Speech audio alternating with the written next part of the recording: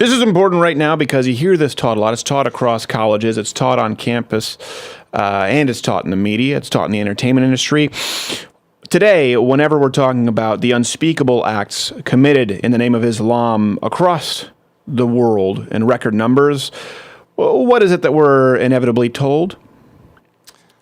But the Crusades. All right, don't ever use that voice again. But the Crusades. As a matter of fact, it's so commonly used. Here's a montage. Remember that during the Crusades and the Inquisition, people committed terrible deeds in the name of Christ. Why are only Muslims mentioned in talks about religious extremism? Did y'all forget about the KKK? Westboro Baptist Church, Crusades. We all have the bad seeds in the family. Why? The Muslims didn't go up from Jerusalem and march up to Europe to attack Christendom.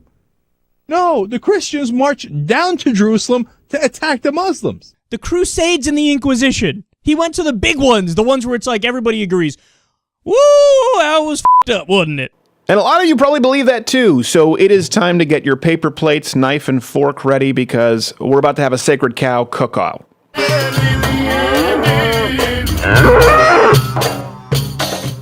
It's a nice little graphic there.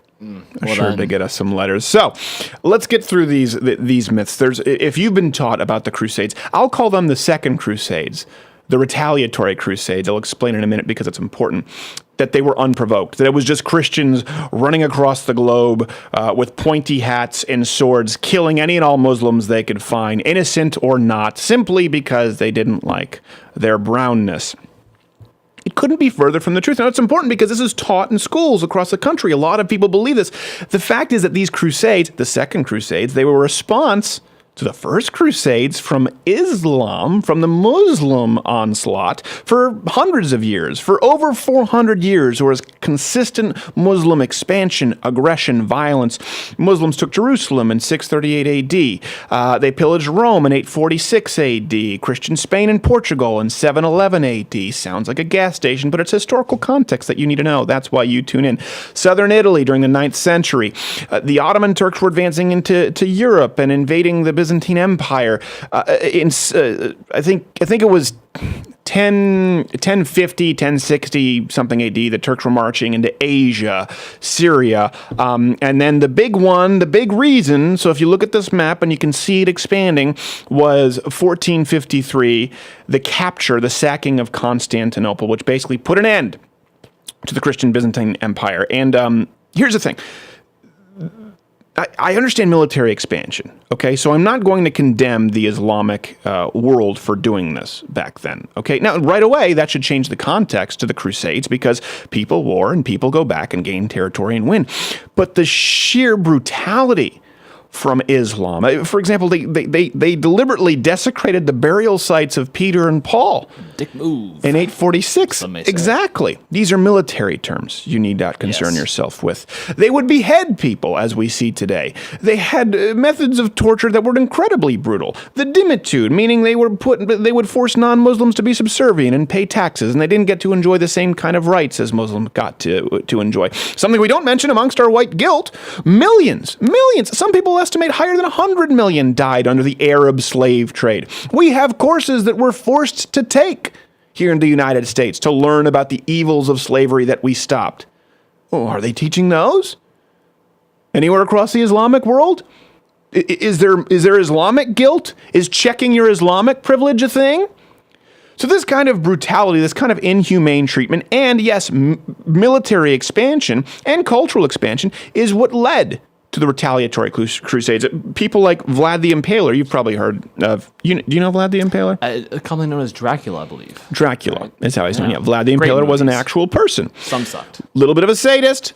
I'll give that to you. Vlad the Impaler became really brutal precisely because he was a prisoner and saw the inhumane treatment, saw the brutality from the Islamic Empire. That's why he's seen as a folk hero to some. Now, I would say he went a little too far the other direction with impaling people and allegedly drinking blood. He found the line.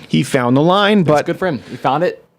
You find it and then you dance back. That's what you have to do. They heard the message loud and clear. It's true. He was one of the few people who fought them off. He was using Verizon back then while everyone else was on Sprint.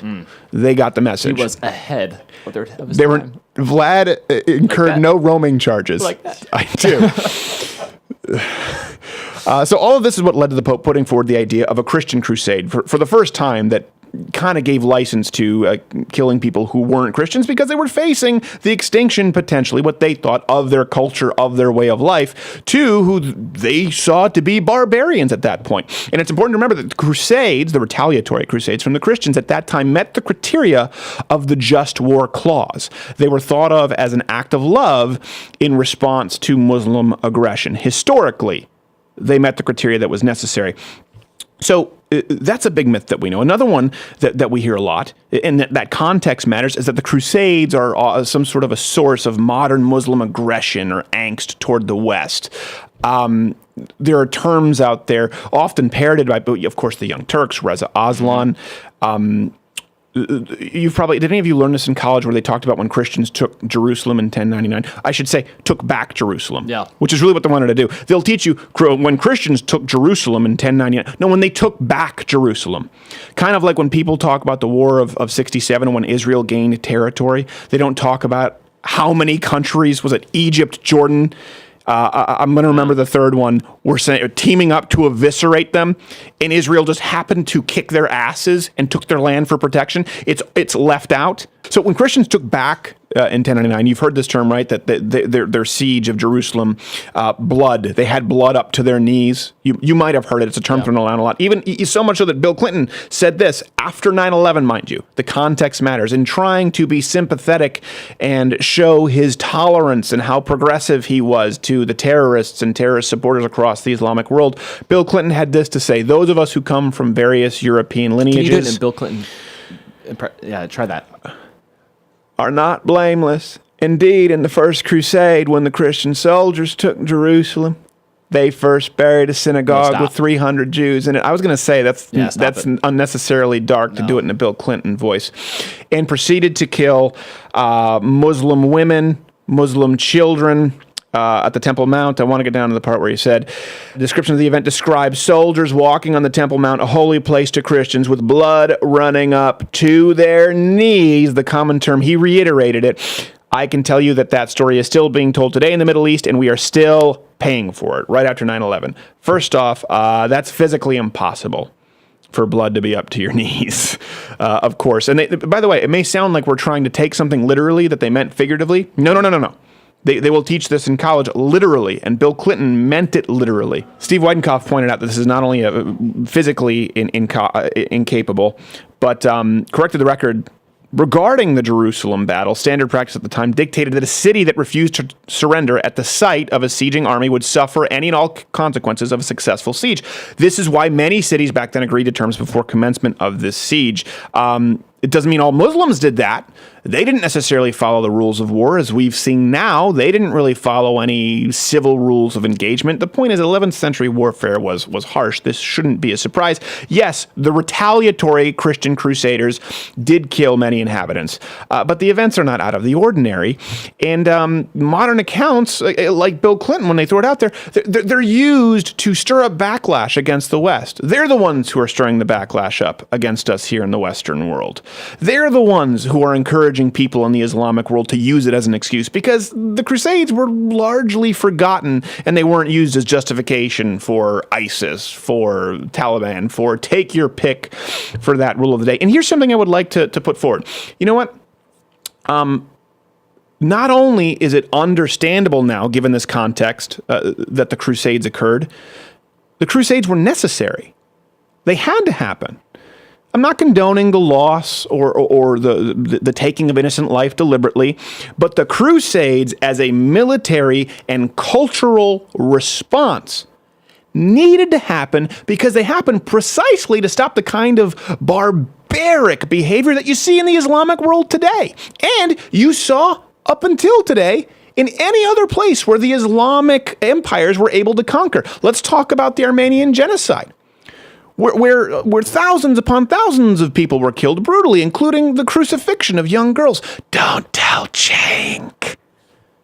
I still don't know how Anna Kasparian sits next to him. Let's just don't talk about it. It only gets him mad. In the 1800s, Sunni Muslims killed over 4,000 mostly civilians in the city of Shia, beheading their king. They still behead in the Islamic world. You've seen these headlines. This still occurs all across the Islamic world. I'm not only talking about ISIS, but in places like Saudi Arabia. In some of these places in the Islamic world that actually have modern technology, you would consider them here in the New World, beheadings occur in soccer stadiums as a warm-up act. We get Beyonce's nipple, they get a head rolling around being kicked for a goal. I'm just saying that the reason the Crusades occurred were to stop the kind of behavior that shock you every single day when you read the news from the Islamic world. Because guess what? That was going to be the entire world. Even today, ISIS and their ilk are still forcing non-Muslims into dhimmitude with taxes and violations of basic human rights. And here's the main point. Whenever religious Islam has been given the opportunity to congregate, given a petri dish, in contrast to the rest of the modern world, to the rest of Western civilization, Europe, the United States, the Islamic world, when given the opportunity to civilize, when given more time, doesn't get better, doesn't make progress. It almost always gets worse. It gets worse. And that's what was happening before the Crusades because of the Islamic Crusades, and that would have occurred across the entire world. It's not one of those issues. Leftists like to act, sometimes they'll use this argument, right, that, well, Christians have come a long way if you go back to the Crusades. They were pretty uncivil, and some members of Islam are just in that, it's like that phase for them where they need to get beyond it. No, Christians before the Crusades did become much more civilized, were advancing into the New World, then because of Islamic onslaught and behavior, they had to get down in the dirt. The Crusades occurred, and they continued to make progress. By contrast, anywhere in the Islamic world where what they expanded into with their Crusades has been allowed to continue, it has gotten worse and darker. And if you're a progressive and you feel the need to appease it,